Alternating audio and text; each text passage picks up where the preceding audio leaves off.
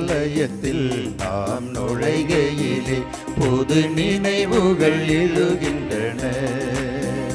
அந்த நினைவுகளின் புது வருகையிலே நம் நெஞ்சங்கள் நிறைகின்றன.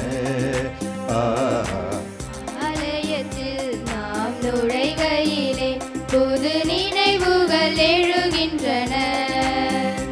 அந்த நினைவுகளின் புது வருகையிலே நம் நெஞ்சங்கள் நிறைகின்றன. ஆலயத்தில் நாம் நுழைகையிலே புது நினைவுகள் எழுகின்றன.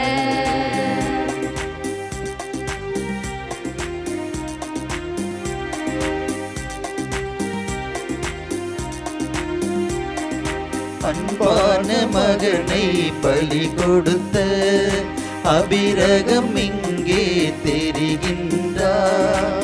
அன்பான மகனை பலி கொடுத்த அபிரகம் இங்கே தெரிகின்றார். பண்பான ஆட்டினை பலிந்த ஆபேலும் இங்கே தெரிகின்றார்.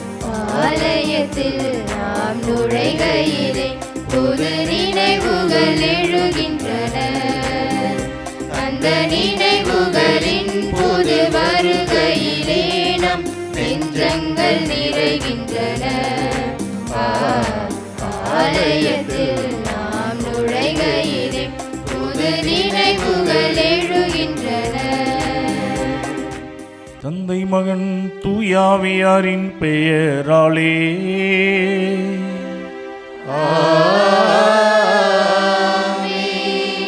நம் ஆண்டவராகிய இயேசு கிறிஸ்துவின் அருளும் கடவுளின் அன்பும் தூயாவியாரின் நட்புறமும் உங்கள் அனைவரோடும் இருப்பதாக. ஆன்மாவோடும் இது இயேசுவில் பிரியமான தருமை சகோதரர்களே சகோதரிகளை, நமக்கு அநேக ஆசீர்வாதங்களை கொடுத்து கொண்டிருக்கின்றது. ஒவ்வொரு நாளும் நடைபெறுகின்ற திருப்பலியின் வழியாக இன்றைய நாளிலே எரேமியாவின் வழியாக ஆண்டவர் ஒரு அழகான செய்தியை கொடுக்கின்றார். எரேமியா நான் சிறு பிள்ளை என்று சொன்ன பொழுது ஆண்டவர் சொல்லுகின்றார், நீ சிறு பிள்ளை என்று சொல்லாதே, என் வார்த்தையை உன் வாயில் வைக்கின்றேன். ஏன்னா நீ கருவில் இருக்கும் பொழுதே உன்னை நான் திருநிலைப்படுத்தினேன் அப்படின்னு ஆண்டவர் எரேமியாவை குறித்து உயர்ந்த விதத்திலே பேசுகின்றார். ஆனால் அதற்கு எரேமியா சொல்கிறார், நான் சிறு பிள்ளை, எனக்கு ஒன்றும் தெரியாது. அப்போ ஆண்டவர் சொல்கிறார், நீ அப்படி சொல்லாத, நீ நினைக்கிறதெல்லாம் ரொம்ப உன்னை தாழ்வாக நினைக்கிற, உன்னை நான் உயர்ந்த விதத்திலே வைத்திருக்கின்றேன். அதனால் ஏன் வார்த்தையை உன் வாயில் வைக்கிறேன், இந்த வார்த்தை உனக்கு ஆசீர்வாதத்தை கொடுக்கும் என்று ஆண்டவர் சொல்லுகின்றார். பிரியமானவர்களே, இந்த நாளிலே நம்ம பேசுகிற வார்த்தைகள் எல்லாமே நெகட்டிவாகவே பேசி கொண்டிருக்கின்றோம், எதிர்மறையாகவே பேசி கொண்டிருக்கின்றோம். அதனால தான் நிறைய காரியங்கள் நம்ம வாழ்க்கையில் சக்ஸஸ் ஆகவே மாட்டுது. அப்போ பாசிட்டிவாக பேச வேண்டும். நீ சிறு பிள்ளை என்று சொல்லாத, உன் வாயை திறக்காத, ஏன் வார்த்தை உன் வாயில் வைக்கிறேன், இதுதான் ஆசீர்வாதம். ஆகவே இந்த நாளிலே அப்படியாக நாம் நம் வாயிலிருந்து வந்த வார்த்தை எதிர்மறையாக அமைந்து எந்தெந்த காரியங்களை நமக்கு வெற்றி பெறாமல் போனதோ அதையெல்லாம் இந்த நாளில் நினைத்து பார்த்து, ஆண்டவர் வார்த்தை எனக்குள்ளே வந்துவிட்டால் நான் அந்த வார்த்தையை வைத்து என் வாழ்வில் அநேக ஆசீர்வாதங்களை பெற்று எந்த காரியத்திற்காக ஜெபிக்கின்றேனோ அது வெற்றியை நோக்கி பயணிக்கும். இதில் எந்த சந்தேகமும் இல்லை. ஆகவே இந்த திருப்பலியிலே இந்த ஆண்டவருடைய ஆசீர்வாதம் வார்த்தையின் வழியாக வர தடையாக இருக்கின்ற நம்முடைய பாவங்களை ஏற்று மனவருந்தி ஆண்டவரிடம் மன்னிப்பை வேண்டுவோம். எல்லாமல்ல இறைவனிடமும் சகோதர சகோதரிகளே உங்களிடமும் நான் பாவி என ஏற்றுக்கொள்கிறேன். ஏனெனில் என் சிந்தனையாலும் சொல்லாலும் செயலாலும் கடமையில் தவறியதாலும் பாவங்கள் பல செய்தேன். என் பாவமே என் பாவமே என் பெரும் பாவமே. ஆகையால் எப்போதும் கன்னியான புனித மரியாவையும் வானதூதர் புனிதர் அனைவரையும் சகோதரர் சகோதரிகளே உங்களையும் நம் இறைவனாகிய ஆண்டவரிடம் எனக்காக வேண்டிக் கொள்ள மன்றாடுகிறேன். இல்லாமல்ல இறைவன் நம் மீது இரக்கம் வைத்து நம் பாவங்களை மன்னித்து நம்மை நிலை வாழ்வுக்கு அழைத்து செல்வாராக. ஆமென்.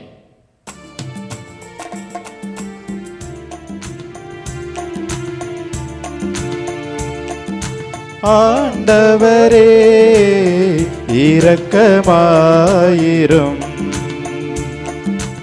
ஆண்டவரே இரக்கமாயிரும். கிறிஸ்துவே இரக்கமாயிரும். கிறிஸ்துவே இரக்கமாயிரும். ஆண்டவரே இரக்கமாயிரும். ஆண்டவரே இரக்கமாயிரும். செபிப்போமாக. ஆண்டவரே, நீர் உளம் கனிந்து உம்மடியார்களாகிய எங்களில் உம்மருள் கொடைகளை பெருக செய்தருளும். இவ்வாறு நம்பிக்கை, எதிர்நோக்கு, அன்பு ஆகியவற்றால் நாங்கள் பற்றி எறிந்து உம் கட்டளைகளை விழிப்புடனும் ஆர்வத்துடனும் கடைபிடிக்க செய்தருள்வீராக. உம்மோடு தூயாவியாரின் ஒன்றிப்பில் இறைவனாய் என்றென்றும் வாழ்ந்து ஆட்சி செய்கின்ற எங்கள் ஆண்டவரும் உம் திருமகனுமாகிய இயேசு கிறிஸ்து வழியாக உம்மையே மன்றாடுகின்றோ.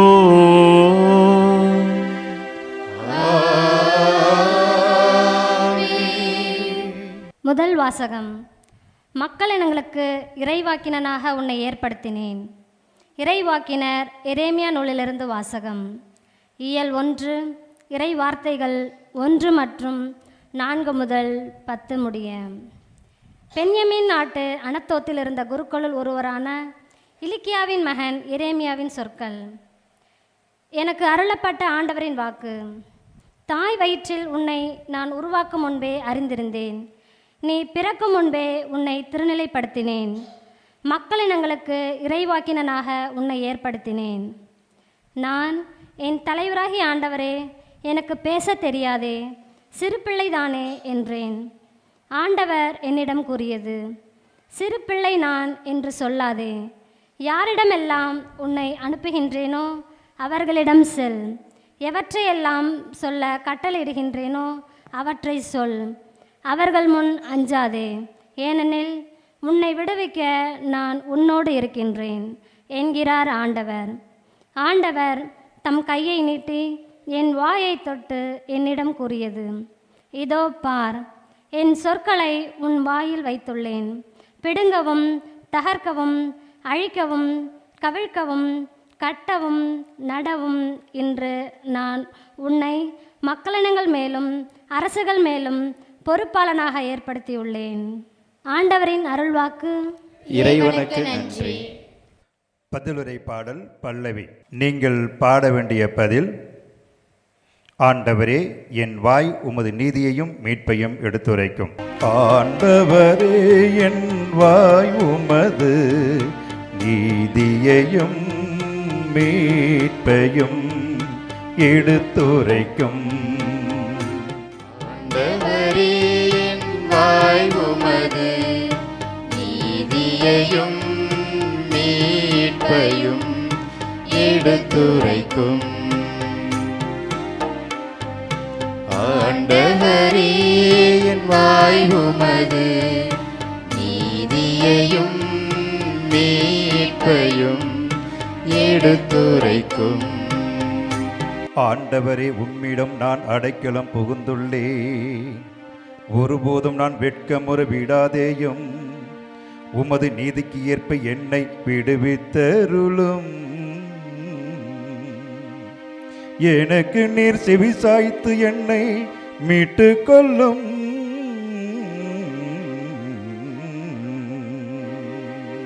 ஆண்டவரே என் வாய் உமது நீதியையும் மீட்பையும் எடுத்துரைக்கும். ஆண்டவரே என் வாய் உமது நீதியையும் மீட்பையும் எடுத்துரைக்கும். என் அடைக்கல பாறையாக நீர் இருந்தருளும். கோட்டை அரணாயிருந்து என்னை மீட்டருளும். ஏனெனில் நீர் எனக்கு கற்பாறையாகவும் அரணாகவும் இருக்கின்றீர். என் கடவுளே, பொல்லார் கையினின்று என்னை காத்தருளும். ஆண்டவரே, என் வாய் உமது நீதியையும் மீட்பையும் எடுத்துரைக்கும். ஆண்டவரே, என் வாய் உமது நீதியையும் மீட்பையும் எடுத்துரைக்கும். என் தலைவரே, நீரே என் நம்பிக்கை. ஆண்டவரே, இளமை முதல் நீரே என் நம்பிக்கை. பிறப்பிலிருந்து நான் உம்மை சார்ந்துள்ளேன். தாய் வயிற்றிலிருந்து நீர் என்னை பிரித்தெடுத்து.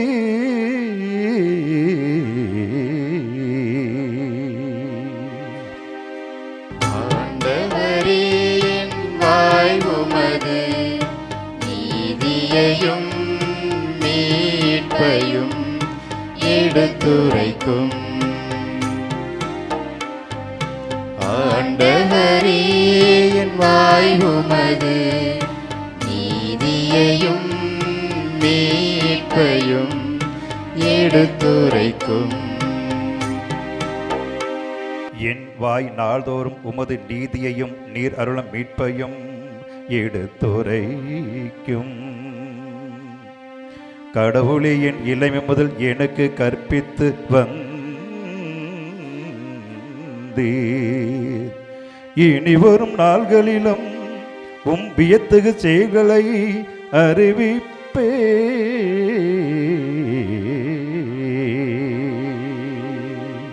ஆண்டவரே, என் வாய் உமது நீதியையும் மீட்பையும் எடுத்துரைக்கும்.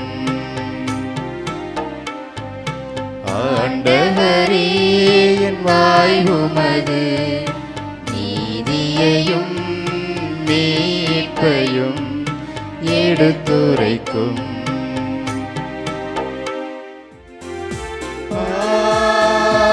Alleluia, Alleluia, Alleluia,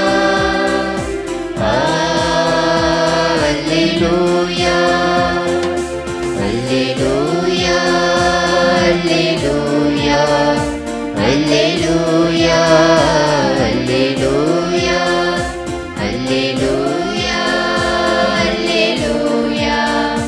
அல்லேலூயா, அல்லேலூயா. இறைவனின் வார்த்தையே விதையாம். அதை விதைப்பவர் கிறிஸ்துவே. அவரை கண்டடைபவர் எல்லாம் என்றென்றும் நிலைத்திருப்பர். அல்லேலூயா, அல்லேலூயா, அல்லேலூயா, அல்லேலூயா, அல்லேலூயா. ஆண்டவர் உங்களோடு இருப்பாராக. ஆன்மாவோடும் இருப்பாராக. மத்திய எழுதிய தூய நற்செய்தியிலிருந்து வாசகம். ஆண்டவரே, மாற்றி உமக்கே. இயல் 13 இறைவசனங்கள் 1 முதல் 9 முடிய. அக்காலத்தில் இயேசு வீட்டிற்கு வெளியே சென்று கடலோரத்தில் அமர்ந்தார். மக்கள் பெருந்திரளாய் அவரிடம் ஒன்று கூடி வந்தனர். ஆகவே அவர் படகில் ஏறி அமர்ந்தார். திரண்டிருந்த மக்கள் அனைவரும் கடற்கரையில் நின்று கொண்டிருந்தனர். அவர் உவமைகள் வாயிலாக பலவற்றை குறித்து அவர்களோடு பேசினார். விதைப்பவர் ஒருவர் விதைக்க சென்றார். அவர் விதைக்கும் பொழுது சில விதைகள் வழி ஓரம் விழுந்தன. பறவைகள் வந்து அவற்றை விழுங்கிவிட்டன. வேறு சில விதைகள் மிகுதியாக மண் இல்லா பாறை பகுதிகளில் விழுந்தன. அங்கே மண் ஆழமாக இல்லாததால் அவை விரைவில் முளைத்தன. ஆனால் கதிரவன் மேலே எழ அவை காய்ந்து வேர் இல்லாமையால் கருகிப் போயின. மற்றும் சில விதைகள் முட்செடிகளின் இடையே விழுந்தன. முட்செடிகள் வளர்ந்து அவற்றை நெருக்கிவிட்டன. ஆனால் இன்னும் சில விதைகள் நல்ல நிலத்தில் விழுந்தன. அவற்றுள் சில 100 மடங்காகவும் சில 60 மடங்காகவும் சில 30 மடங்காகவும் விளைச்சலை கொடுத்தன. கேட்க செவி உள்ளோர் கேட்கட்டும் என்றார்.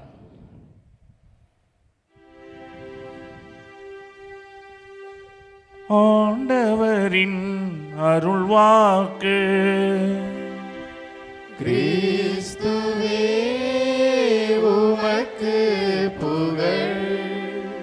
இரு இயேசுவில் பிரியமான எனது அருமை சகோதரர்களே, சகோதரிகளை, ஒரு குடும்பத்தார் தன்னுடைய பையன் சொல்கிற பேச்சு கேட்க மாட்டான், அதனால் கொஞ்சம் கவுன்சிலிங் கொடுக்கணும் ஃபாதர் அப்படின்னு சொல்லி அழைச்சிட்டு வந்தாங்க.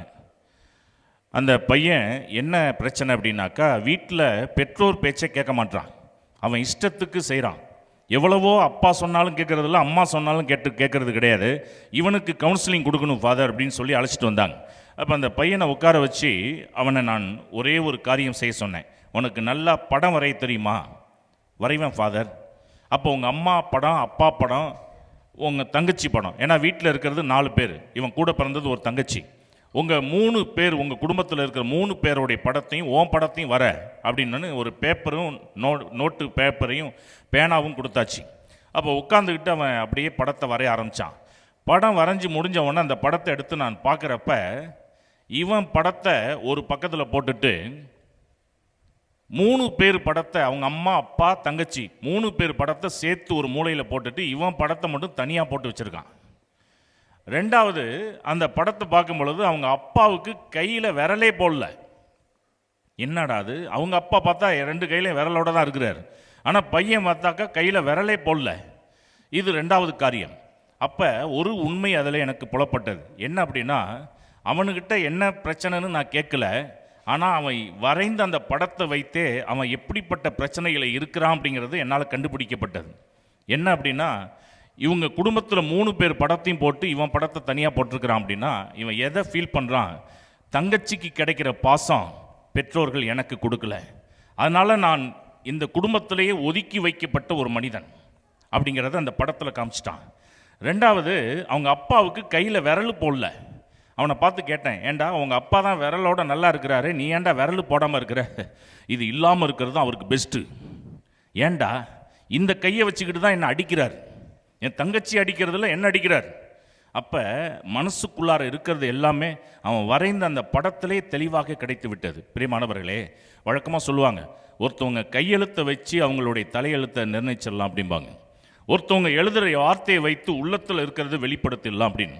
இப்போ கடவுள் எப்படிப்பட்டவர், அவருடைய அன்பு எப்படிப்பட்டது அப்படிங்கிறத நாம் அவர் கையால் எழுதின ஒரு காரியத்தை வைத்து நாம் தெளிவாக உணர்ந்து கொள்ள முடியும். அப்படி கையால் அவர் என்ன எழுதினார்? பிரியமானவர்களே, 10 கட்டளைகளை கையால் எழுதினார். நம்ம வழக்கமாக எழுதுறதுக்கு எதை யூஸ் பண்ணுவோம்? பேனாவை யூஸ் பண்ணுவோம், நோட்டு. சில பேர் செவுத்தில், சின்ன பிள்ளைங்கள்லாம் வீடுகளில் பார்த்தா செவுத்தில் எழுதி வைக்கும். இன்னொரு சில பேர் கையில் கீழே எழுதுவாங்க. இப்படி பேப்பரு, பேனா இதை எடுத்து தான் எல்லாரும் எழுதுவாங்க. ஆனால் ஆண்டவர் எழுதினார். எங்கே எழுதினார்? பிரியமானவர்களே, விடுதலை பயணம் 32 வசனங்கள் 15 முதல் 16 முடிய வாசிக்கிறப்ப, மோசே திரும்பி மலையிலிருந்து இறங்கி வந்தார். முன்பின் இருபுறமும் எழுதப்பட்ட உடன்படிக்கை பலகைகள் 2ம் அவர் கையில் இருந்தன. அவைகள், அப்பலகைகள் கடவுளால் செய்யப்பட்டவை. பலகைகள் மேல் பொறிக்கப்பட்டிருந்த எழுத்தும் கடவுள் எழுதியதே. இப்போ 10 கட்டளையை கடவுள் எழுதியிருக்கின்றார் என்று பார்க்கின்றோம். பிரியமானவர்களே, அதை முன்பின் இருபுறமும் எழுதப்பட்ட 2 கற்பலகைகள். நன்றாக நம்ம ஒரு காரியத்தை யோசிக்க வேண்டும். இப்போ 2 கற்பலகை, இது ஒரு கற்பலகைன்னு வச்சுங்களேன். இதே மாதிரி இன்னொரு கற்பலகை, முன் பின் இருபுறமும் எழுதப்பட்ட 2 கற்பலகைகள். டோட்டலாக இருக்கிறது எத்தனை கட்டளை? 10 கட்டளைகள். இந்த 10 கட்டளைகள் அப்படின்னா ஒரு கற்பலகையில் எத்தனை கட்டளைகள் எழுதப்பட்டிருக்கின்றது? நன்றாக யோசித்து பார்க்க வேண்டும். முன் பின் இருபுறமும் எழுதப்பட்ட 2 கற்பலகைகள். அப்போ 2 கற்பலகை. அப்போ ஒரு பக்கத்திற்கு 5 கட்டளைகளை ஆண்டவர் எழுதுகிறாரு. இன்னொரு கற்பலகையில் 5 எழுதுகின்றார். என்ன அர்த்தம் என்றால் முன் பின் ஒரு பக்கம் எழுதுனது இன்னொரு பக்கம் பிரதிபலிக்கக்கூடியதாக ஆண்டவர் எழுதினாராம். இப்போ வழக்கமாக நம்மலாம் ஒரு சில பேனா யூஸ் பண்ணுவோம், இங்கு பேனா. மட்டி பேப்பரில் எழுதுனோம்னாக்கா இந்த பக்கம் எழுதுறது அந்த பக்கமும் அப்படியே அச்சா தெரியும். அதே மாதிரி தான் கடவுள் எழுதினார். சரி, கற்பலகையில் எழுதினார், ஓகே. என்ன பென்சில் கொண்டு எழுதினாரா, பேனா கொண்டு எழுதினாரா, இல்லை ஆணி கொண்டு எழுதினாரா? எதில் எழுதினார்? பிரியமானவர்களே, இணைச்சட்டம் 9வது அதிகாரம் வசனம் 10. கடவுளின் விரலால் எழுதப்பட்டிருந்த 2 கற்பலகைகளை ஆண்டவர் என்னிடம் தந்தார். அப்ப கற்பலகையில் எழுதினது எதில் எழுதியிருக்காராம்? விரல்ல எழுதியிருக்கின்றார். இப்ப விரல்ல எழுதியிருக்கிறார் அப்படின்னாக்கா கற்பலகையில் விரல்ல எழுதுறார்.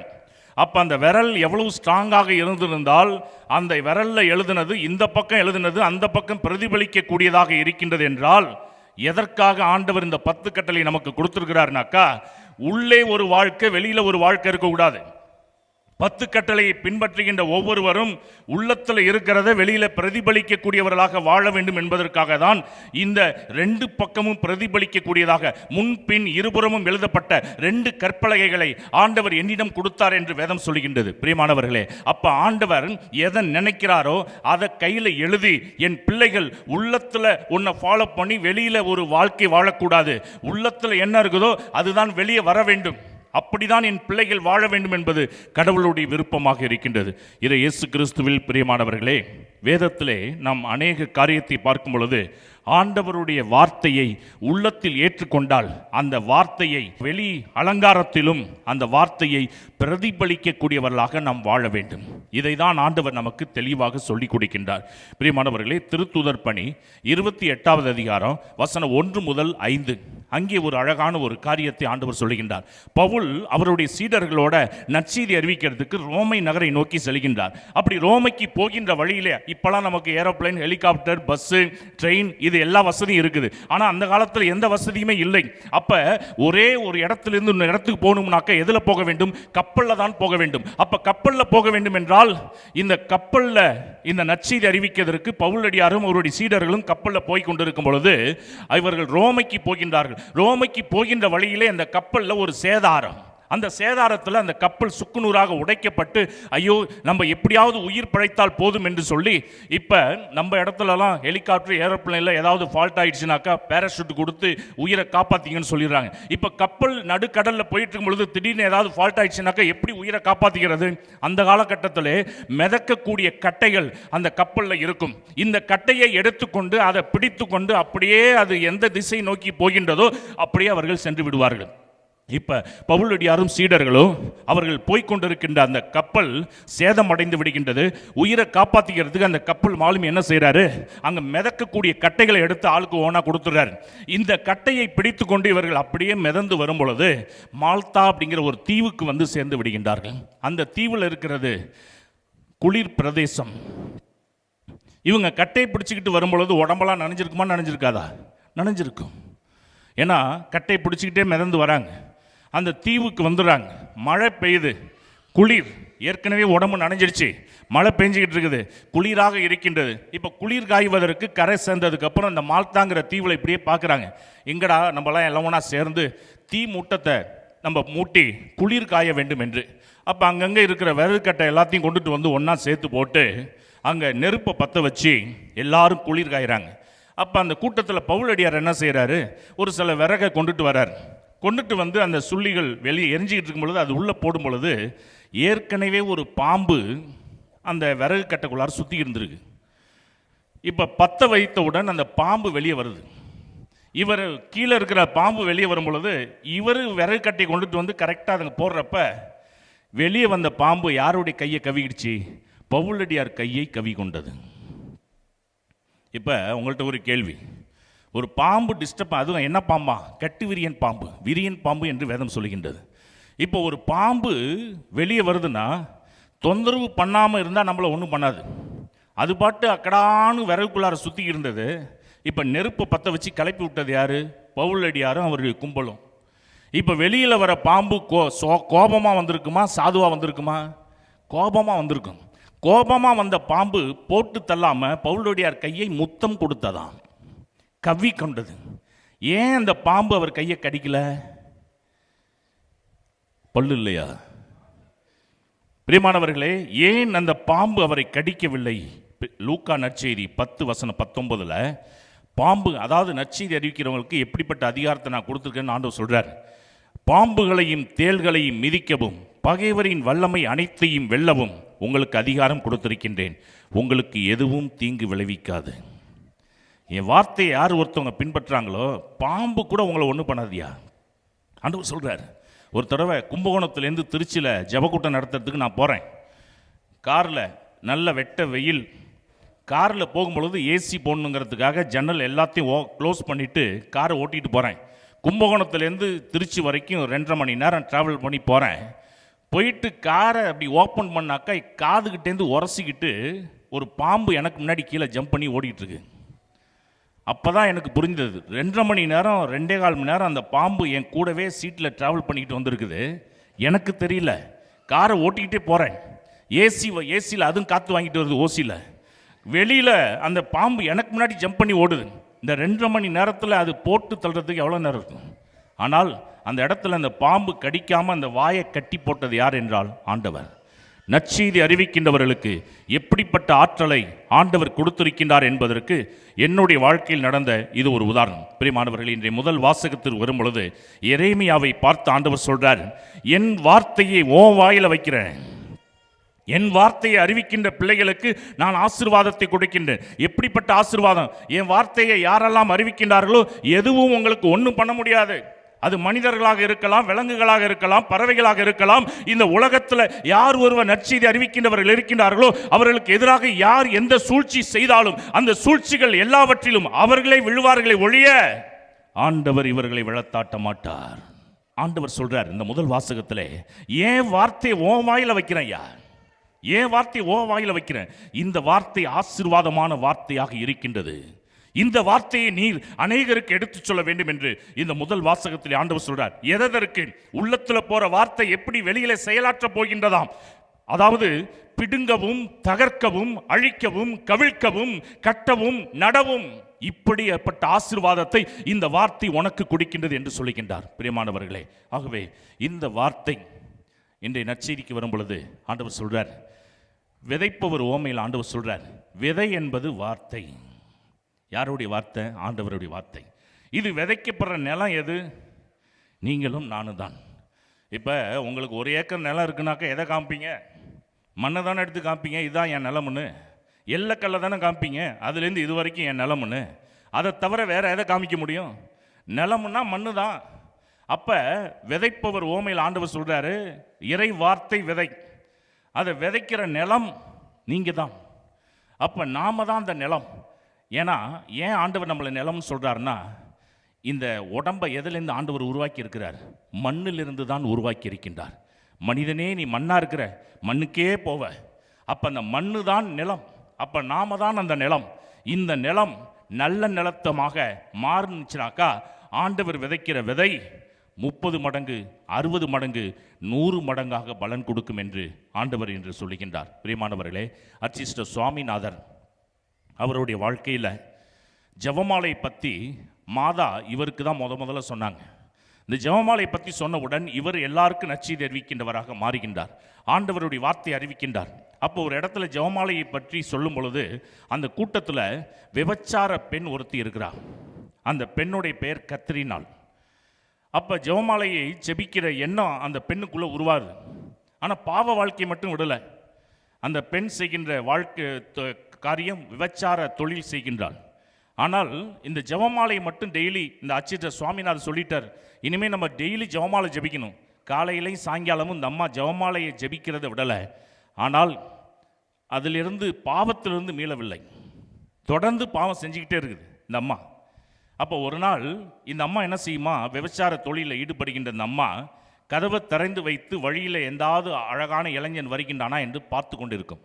ஒரு நாள் ஜெபமாலையெல்லாம் முடிச்சுட்டு வெளியில் கதவு திறந்து வச்சுட்டு யாராவது ஆடவன் வருகின்றானான்னு பார்த்துக்கிட்டு இருக்கிறப்ப ஒரு அழகான இளைஞன் வருகின்றான். இது சைகை காமிச்சு கூப்பிடுது. உடனே அவர் உள்ளே வரார். வழக்கமாக பாவம் செய்கிறதுக்கு முன்னாடி தட்டு நிறைய சாப்பாடு போடும் இந்த அம்மா, உட்காந்து சாப்பிடுங்க. சாப்பிட்டதுக்கப்புறம் தான் பாவத்தில் ஈடுபடும். அப்போ தட்டு நிறையா சாப்பாடு போடுறதுக்காக அவரை உட்கார வைத்து தட்டை வைத்து சாப்பாடு போட போகிற நேரத்தில் அந்த தட்டில் ஆண்டவருடைய முகம் அப்படியே தெரிய வருகின்றது. கோரமான முகம், இரத்த வெள்ளத்தோடு இருக்கிற முகம். இதை பார்த்தோன்னே அந்த அம்மா அப்படியே இப்படி திரும்பி பார்த்தா உட்கார்ந்து இருந்த ஆண்டவர் அங்கே மாயமாக மறைந்து விடுகின்றார். அன்னையோட பாவத்துக்கு முற்றுப்புள்ளி வைத்துவிட்டு பாவ சிங்கித்தனம் செய்து இன்னைக்கு திருச்சபையில் கத்தரினால் ஒரு புனிதையாக மாறி இருக்கின்றார். பிரியமானவர்களே, அப்போ ஆண்டவருடைய வார்த்தை உள்ளே போனுச்சுன்னா நம்ம வாழ்க்கையே புனிதமாக மாறிவிடும். ஆகவே நல்ல நிலம் நாம மாற வேண்டும். அந்த நல்ல நிலத்தில் ஆண்டவருடைய வார்த்தை விதையாக விதைக்கப்படுகின்றது. இந்த விதையை முளைக்க செய்வது நம்முடைய கடமை. நம்மளுடைய குடும்பத்தில் இந்த வார்த்தையை நமதாக்கி கொண்டு 30 மடங்கு 60 மடங்கு 100 மடங்காக பலன் கொடுக்க அருள் வேண்டி இந்த திருப்பலியில் ஜெபிப்போம். ஆமேன். அன்புக்குரியவர்களே, ஆண்டவர் இறை வார்த்தையின் வழியாக நம்மை ஆசிர்வதிக்கின்றார். நாம் 100 மடங்கு பலன் கொடுக்கக்கூடியவர்களாக வாழ அருள் வேண்டி நம்முடைய விண்ணப்பங்களை எல்லாம் இப்பொழுது விண்ணகத் தந்தை நோக்கி சமர்ப்பிப்போம். அன்பின் இறைவா, எம் திருஅவையை ஆளும் திருத்தந்தை, கர்தினார்கள், ஆயர்கள், குருக்கள், கன்னியர்கள் மற்றும் நற்செய்தி பணியாளர்கள் ஒவ்வொருவரையும் நீ நிறைவாக ஆசீர்வதியும். தங்கள் பணிவாழ்வில் ஏற்படும் எல்லா இடர்பாடுகளையும் துணிவுடன் எதிர்கொண்டு இறை பராமரிப்பில் தங்களை வைத்து இறைவனின் திருவுலத்திற்கு ஏற்பவும் மக்களின் ஆன்மீக நலனுக்காகவும் பணி செய்ய வரம் அருளிட ஆண்டவரே உம்மை மன்றாடுகின்றோம். ஆண்டவரே, எங்கள் மன்றாட்டை கேட்டருளும். பாராளும் பரமனே எம் இறைவா, எம் நாட்டு தலைவர்கள் மற்றும் அரசு உயர் அதிகாரிகள், காவல்துறையினர் ஒவ்வொருவரையும் உம் பாதம் அர்ப்பணிக்கின்றோம். அவர்கள் ஒவ்வொருவரும் தங்களிடம் ஒப்படைக்கப்பட்ட மக்களின் நல்வாழ்விற்காக தங்களை முழுவதுமாய் அர்ப்பணித்து ஏழை எளியவர்களின் வாழ்க்கை தரம் உயரவும் சாதி சமய பாகுபாடற்ற ஆட்சி செய்யவும் போதிய ஞானத்தை தந்திரள ஆண்டவரே உம்மை மன்றாடுகிறோம். ஆண்டவரே, எங்கள் மன்றாட்டை கேட்டருளும்.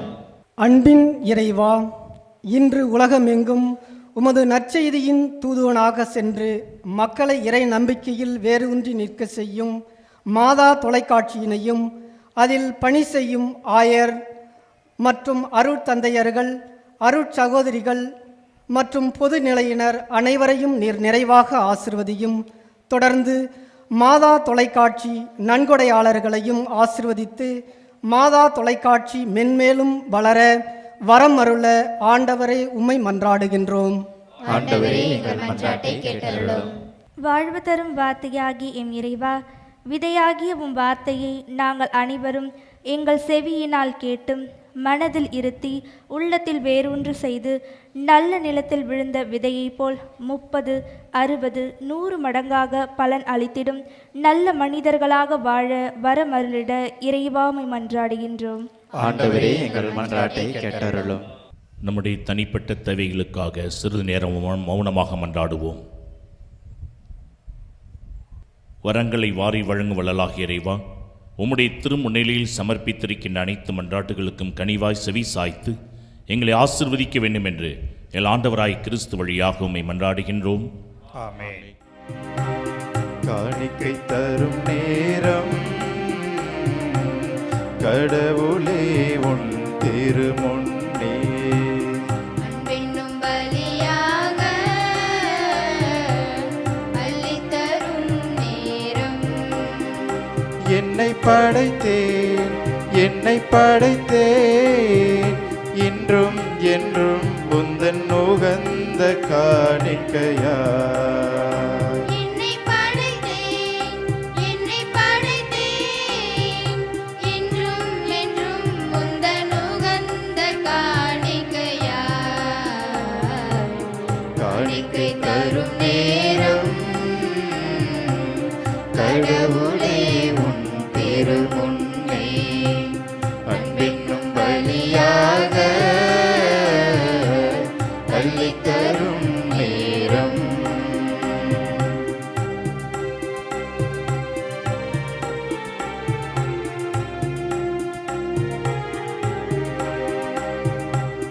வாழும் வாழ்வை பலியாய் தந்தேன், வரமே தருவாய் நீ. வாழும் வாழ்வை பலியாய் தந்தேன், வரமே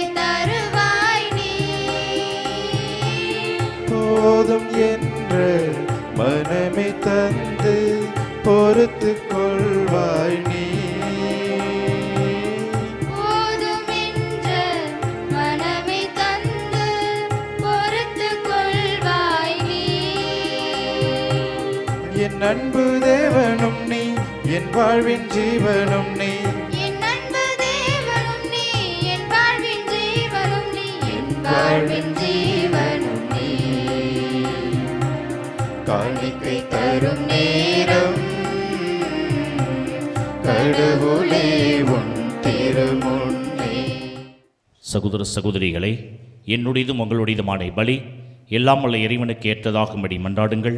ஆண்டவர் தமது பெயரின் புகழ்ச்சிக்காகவும் மாட்சிக்காகவும் நமது நன்மைக்காகவும் புனித திரு அவை அனைத்து நலனுக்காகவும் உமது கையிலிருந்து பலியை ஏற்றுக்கொள்வாராக.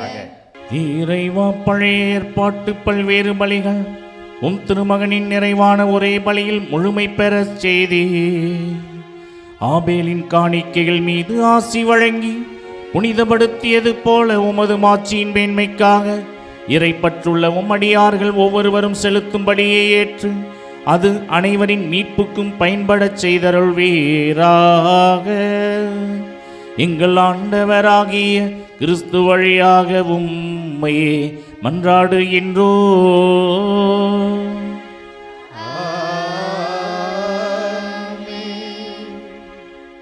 ஆண்டவர் உங்களோடு இருப்பாராக.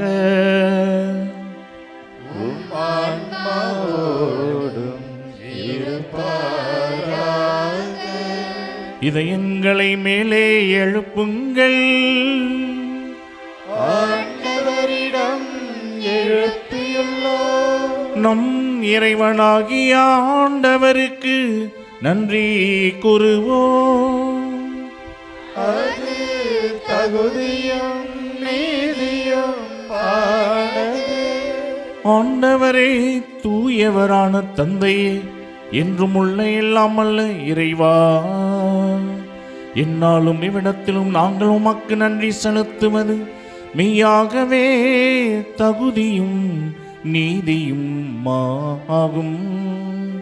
எங்கள் கடமையின் மீட்புக்குரிய செயலுமாகும். ஏனெனில் எங்கள் புகழுரை உமக்கு தேவை அன்று, ஆயினும் நாங்கள் உமக்கு நன்றி செலுத்துவது உமது அருள் கொடையாலேயே. நாங்கள் உம்மை புகழ்ந்துரைப்பது உமது மாட்சியை மிகுதிப்படுத்தாது எனினும் எங்கள் ஆண்டவராகிய கிறிஸ்து வழியாக நாங்கள் மீட்படைய பயன்படுகின்றது. ஆகவே வானதூதர் திரளோடு ஒன்று சேர்ந்து நாங்களும் உம்மை புகழ்ந்தேத்தி மகிழ்ச்சியுடன் அறிக்கையிட்டு முடிவின்றி பாடுவதாவது.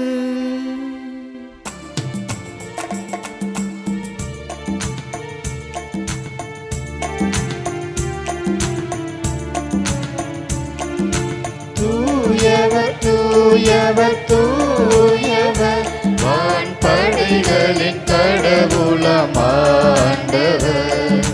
விண்ணகமும் மண்ணகமும் உமது மாட்சியால் நிறைந்துள்ளன. உன்னதங்களிலே ஓசன்னா, உன்னதங்களிலே ஓசன்னா. ஆண்டவர் பெயரால் வருகிறவர் ஆசி பெற்றவர். உன்னதங்களிலே ஓசன்னா, உன்னதங்களிலே ஓசன்னா. ஓசன்னா ஓசன்னா, உன்னதங்களிலே ஓசன்னா. ஆண்டவரே, நீர் மெய்யாகவே தூயவன், தூய்மை அனைத்திற்கும் ஊற்று. ஆகவே உம்முடைய ஆவியை பொழிந்து இக்காணிக்கைகளை தூய்மைப்படுத்த உம்மை வேண்டுகின்றோம். இவ்வாறு எங்கள் ஆண்டவர் இயேசு கிறிஸ்துவின் உடலும் இரத்தமுமாக எங்களுக்கு இவை மாறுவனவாக.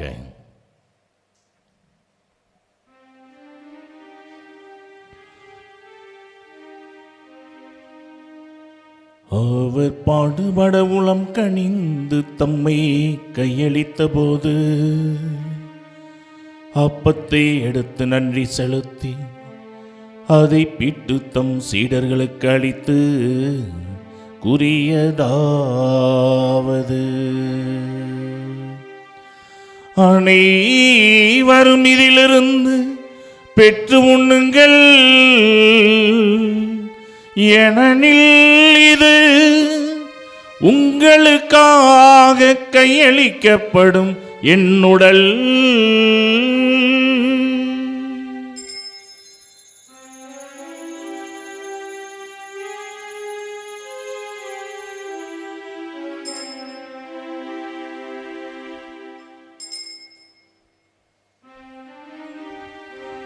அவ்வண்ணமேரவும் இருந்தை அருந்திய பின் கிண்ணத்தையும் எடுத்து மீண்டும் உமக்கு நன்றி கூறி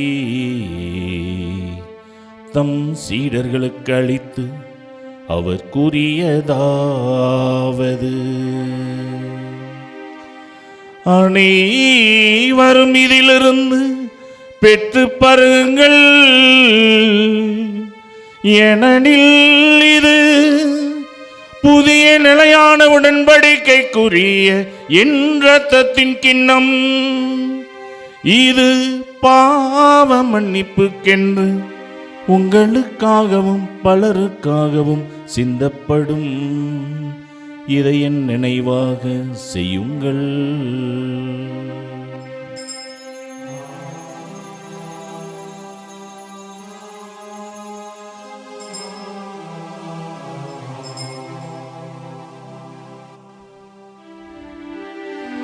நம்பிக்கையின் மறை பொருள். ஆண்டவரே, நீர் வருமளவும் உமது இறப்பினை அறிக்கையிடுகின்றோம், உமது உயிர்ப்பினையும் எடுத்துரைக்கின்றோம்.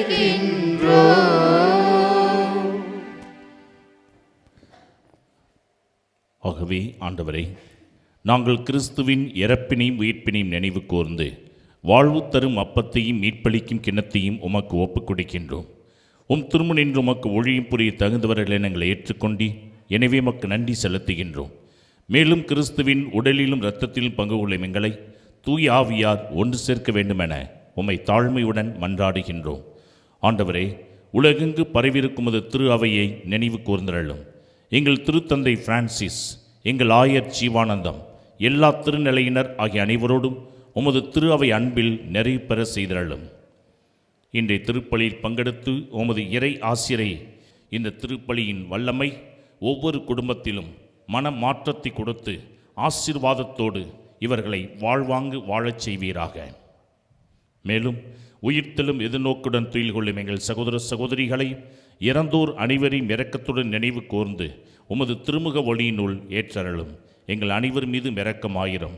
கடவுளின் கன்னித்தாயான புனித மரியா, அவருடைய கணவரான புனித யோசேப்பு, புனித திருத்தூதர்கள், இவ்வுலகில் உமக்கு உகந்தவராய் இருந்தோர் ஆகிய புனிதர் அனைவருடனும் நாங்கள் நிலை வாழ்வில் பங்கு கொள்ளும் தகுதி பெற்று உம் திருமகன் இயேசு கிறிஸ்து வழியாக உம்மை புகழ்ந்தேத்து மரமரல உம்மை மன்றாடுகின்றோம்.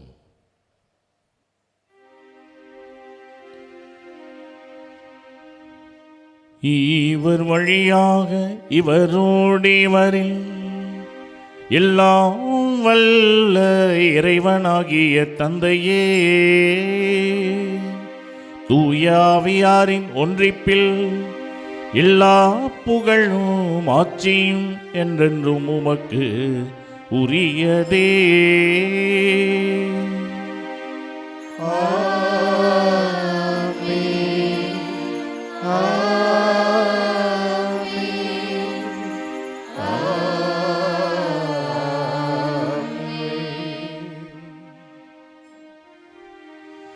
மீட்பரின் கட்டளையால் கற்பிக்கப்பட்டு இறை படிப்பனையால் பயிற்சி பெற்ற நாம் துணிந்து பாடுவோம். விண்ணுலகில் இருக்கிற எங்கள் தந்தையே, உமது பெயர் தூயது என போற்ற பெறுக. உமது ஆட்சி வருக. உமது திருவுளம் விண்ணுலகில் நிறைவேறுவது போல மண்ணுலகிலும் நிறைவேறுக. அன்றாட உணவை இன்று எங்களுக்கு தாரும். எங்களுக்கு எதிராக குற்றம் செய்வோரை நாங்கள் மன்னிப்பது போல எங்கள் குற்றங்களை மன்னியும். எங்களை சோதனைக்கு உட்படுத்தாதேயும், தீமையிலிருந்து எங்களை விடுவித்தருளும். ஆண்டவரின் தீமை அனைத்திலிருந்து எங்களை விடுவித்து எங்கள் வாழ்நாளில் அமைதியை கனிவுடன் அருளவும் உம்மை மன்றாடுகின்றோம். உமது இரக்கத்தின் உதவியால் நாங்கள் பாவத்திலிருந்து எப்போதும் விடுதலை பெற்று யாதொரு கலக்கமும் இன்றி நலமாயிருப்போமாக. நாங்கள் இது நோக்கியிருக்கும் பேரின்பத்திற்காகவும் இம்மீட்பராகிய இயேசு கிறிஸ்துவின் வருகைக்காகவும் காத்திருக்கின்றோம். ஏனெனில் ஆட்சியும் வல்லமையும் மாட்சியும் என்றென்றும் உமதே. ஆண்டவரே இயேசு கிறிஸ்துவே, அமைதியை உங்களுக்கு விட்டுச் செல்கின்றேன், என் அமைதியையே உங்களுக்கு அளிக்கின்றேன் என்று உம் திருத்தூதர்களுக்கு மொழிந்தீரே.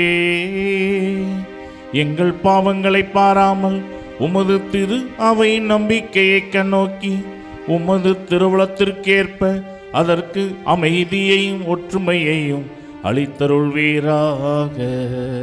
என்றென்றும் வாழ்ந்து ஆட்சி செய்கின்றவர் நீரே.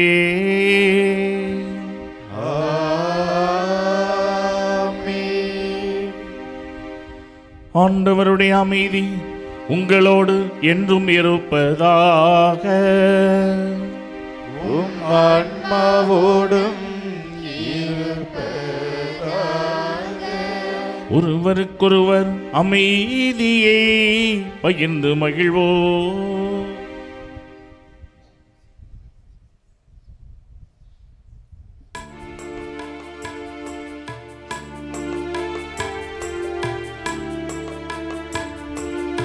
உலகின் பாவம் போக்கும் இறைவனின் செம்மறியே, எம்மேல் இரக்கம் வையும். உலகின் பாவம் போக்கும் இறைவனின் செம்மறியே, எம்மேல் இரக்கம் வையும். உலகின் பாவம் போக்கும் இறைவனின் செம்மறியே, எமக்கு அமைதி அருளும். எமக்கு அமைதி அருளும். இதோ இறைவனின் செம்மறி, இதோ உலகின் பாவங்களை போக்குகின்றவன். செம்மறியின் விருந்துக்கு அழைக்க பெற்றோர் பேறு பெற்றோர். ஆண்டவரே, நீரின் நிலத்தில் எழுந்தருள நான் தகுதியற்றவன். ஆனாலும் ஒரு வார்த்தை மட்டும் சொல்லி அருளும், எனது ஆன்மா நலமடையும். கிறிஸ்துவின் திருவுடலும் இரத்தமும் நம்மை காத்து நிலை வாழ்வுக்கு அழைத்து செல்வதாக.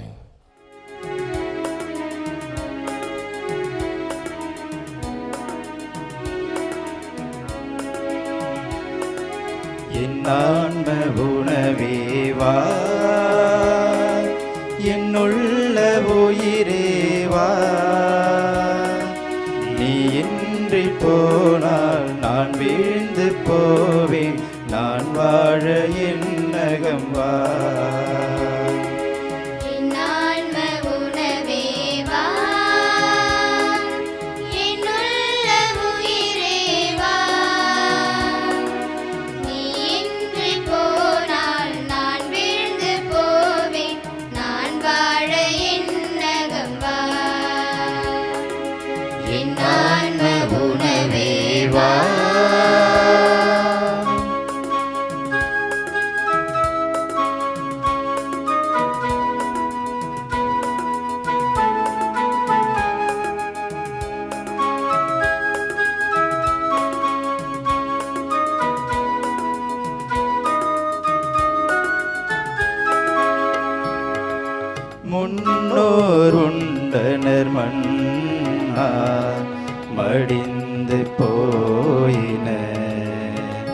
உன்னை தகுதியாய் உண்டால் வாழ்வோம், சாவை வெல்லுவோம்.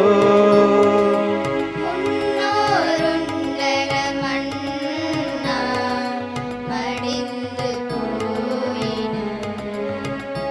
உன்னை தகுதியாய் உண்டால் வாழ்வோம், சாவை வெல்லுவோம்.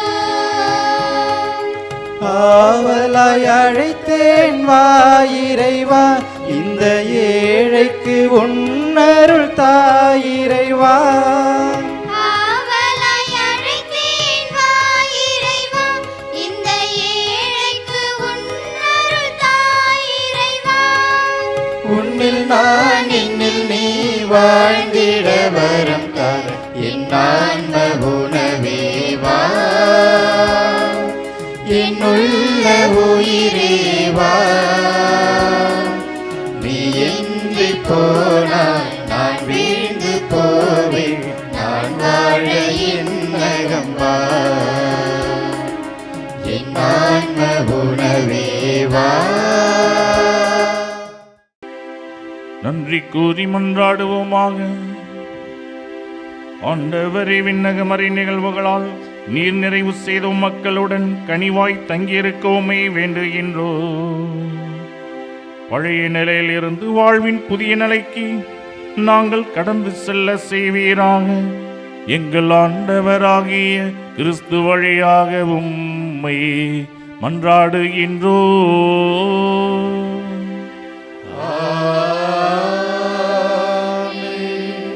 ஆண்டவர் உங்களோடு இருப்பாராக. ஆன்மாவோடும் எல்லாம் வல்ல இறைவன் தந்தை, மகன், தூயாவியார் உங்கள் அனைவரையும் ஆசீர்வதிப்பாராக.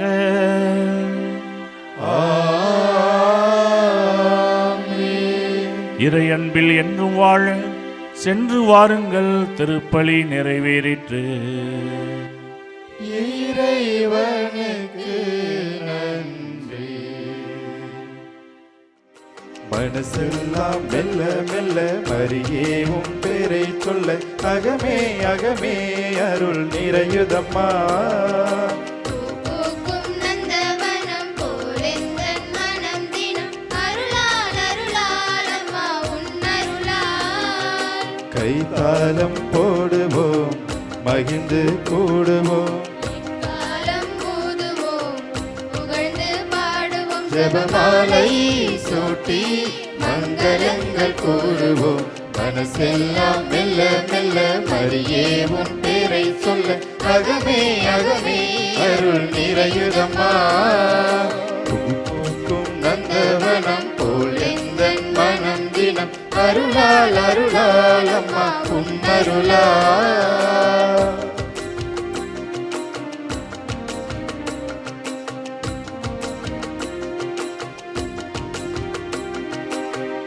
இறைவன் வாழும் சீயோன் நகரமே, யாவே தங்கிய சீனாய் சிகரமே.